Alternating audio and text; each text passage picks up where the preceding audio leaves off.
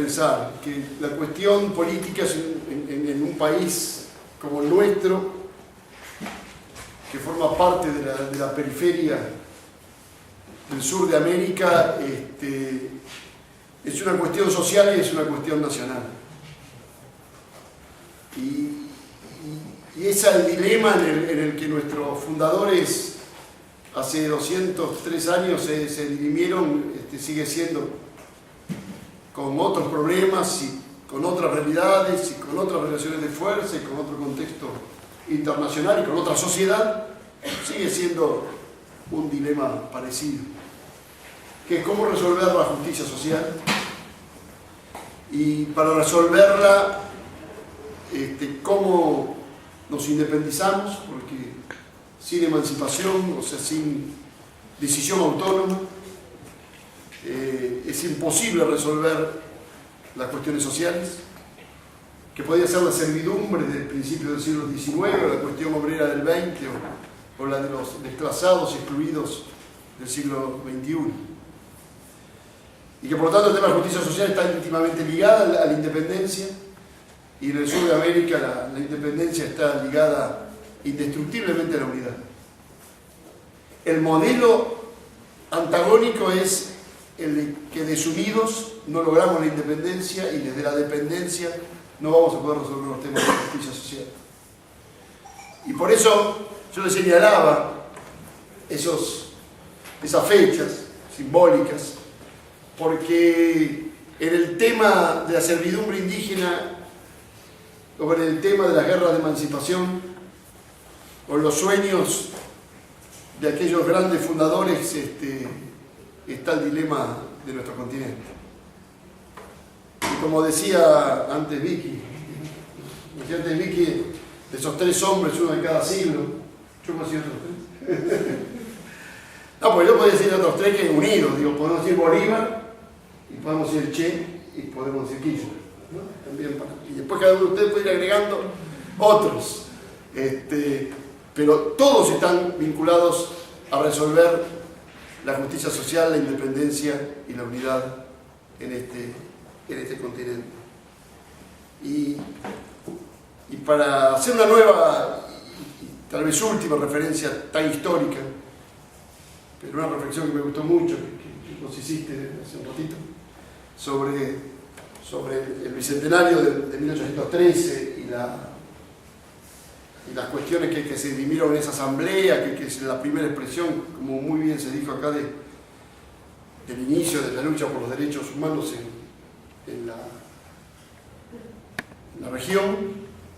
Yo voy a hacer, usando como excusa ese episodio, se me ocurría ahora cuando la escuchaba, decía algunas consideraciones para bajar algunas ansiedades.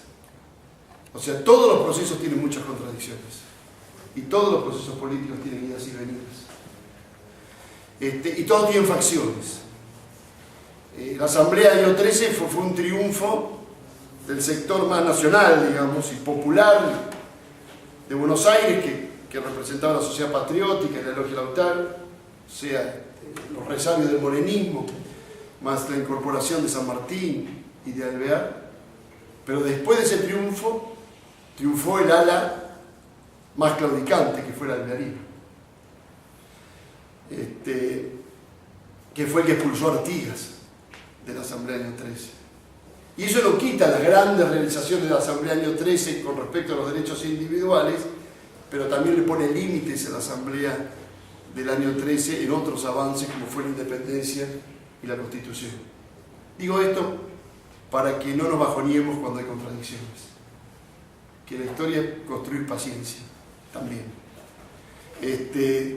Y digo otra cosa sobre ese hecho histórico, que ahí nació el alvearismo. Y el alvearismo, aparte de la traición de Carlos María de Alvear a San Martín y a la Revolución Americana, fue el inicio de una saga familiar que siempre traicionó desde adentro de los movimientos nacionales al movimiento nacional. Fundamentalmente el nieto, ¿no? Marcelo de Alvear, que traicionó a Irigoyen. Más que traicionar, generó dentro del movimiento nacional y popular una continuidad claudicante, una continuidad liberal. Ojo con los alveares del movimiento nacional y popular de la actualidad, porque está lleno de alveares el movimiento nacional y popular en la actualidad. Y nos van a buscar que tengamos una salida moderada, una salida dialoguista, ¿no? Una salida consensuada y republicana, como le pedían a Marcelo o a Carlos María a lo largo de Marcelo o a Carlos María a lo largo de la historia. Es una alerta que hay que tener.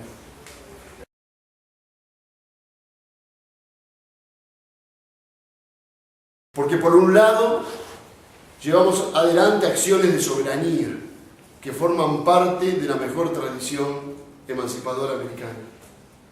Podemos contar un montón de acciones. Bueno, recién Gabriel hizo una enumeración que yo no voy a repetir de los avances, pero hay un montón de decisiones que están vinculadas a la soberanía. Y después estamos satisfechos y sabemos que tenemos que seguir ampliando soberanía. Cuando uno vota el cambio de la Carta Orgánica del Banco Central o la nacionalización de YPF, uno sabe que ahí está ampliando soberanía. Y también coincido totalmente que ahí no se agota el avance, porque es un paso adelante enorme, en correlaciones de fuerza, en donde a veces uno puede dar pasos más largos y otras veces pasos más cortos, y las correlaciones de fuerza también están vinculadas sobre qué haga no solo el gobierno, sino el pueblo organizado. Pero por otro lado, estamos llevando adelante una serie de acciones y de decisiones y de legislación que están vinculadas a la tradición liberal, democrática y revolucionaria, que es ampliar derechos y universalizarlos. La asignación universal por hijo, o el matrimonio igualitario, por tomar dos de tantas decisiones que se han tomado con respecto a los derechos humanos y a la universalización de derechos, forma parte de esa tradición. Yo lo digo porque me parece que en esta búsqueda que hacemos siempre del movimiento nacional de hacer nuevas síntesis, hay que reivindicar la tradición nacionalista, revolucionaria, popular y americanista, pero también hay que reivindicar la tradición liberal, democrática, antiabsolutista y revolucionaria de los próceres del siglo XIX.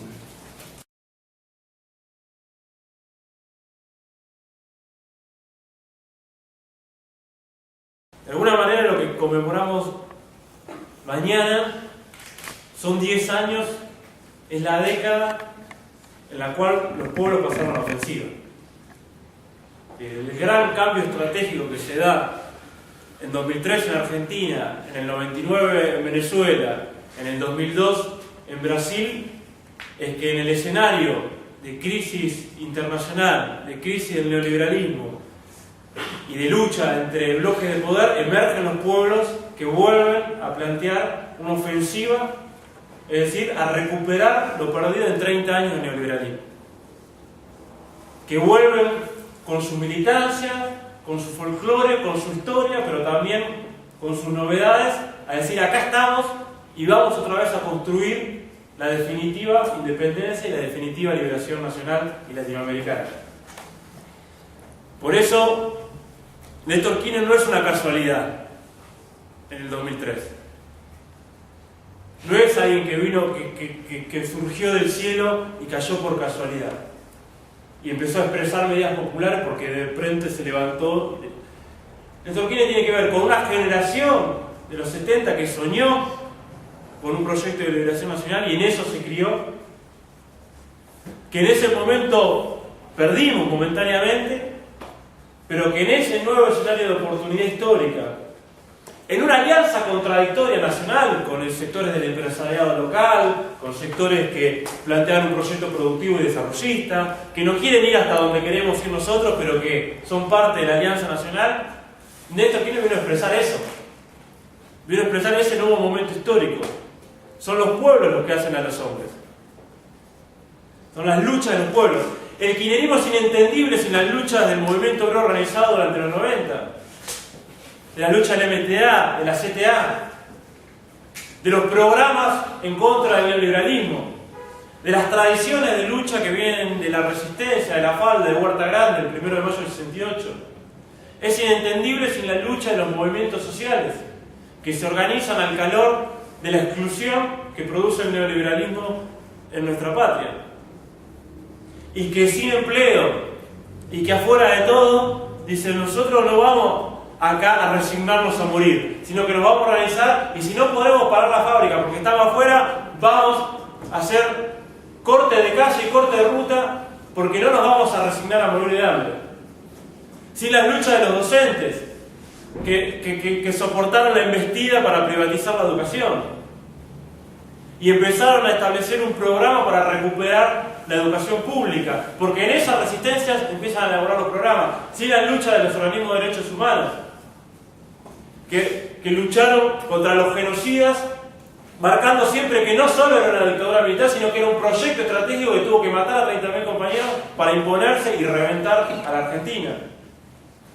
Sí, que era parte de la alianza imperialista oligárquica que venía acá a quedarse con la Argentina. Y por eso tuvieron que matar a 30.000. Porque no hay forma de que pasar de un 7% de pobreza a un 54% de pobreza, como pasamos entre el 74 y el 2002, si no matás a 30.000 en el camino. Y no te llevas puesta la organización popular. Es parte de la lucha del movimiento estudiantil la resistencia a la privatización de la educación superior. Y la resistencia a los programas del Banco Mundial y el FMI para hacer de la educación una mercancía. Todo eso es lo que emerge y pasa a la ofensiva en el 2013. Ahora, acá la contradicción principal es contra el enemigo principal, que es el proyecto financiero primario exportador. Y sigue siendo. Ahora, la contradicción que tenemos al interior del movimiento nacional es entre los que quieren profundizar y los que no quieren profundizar.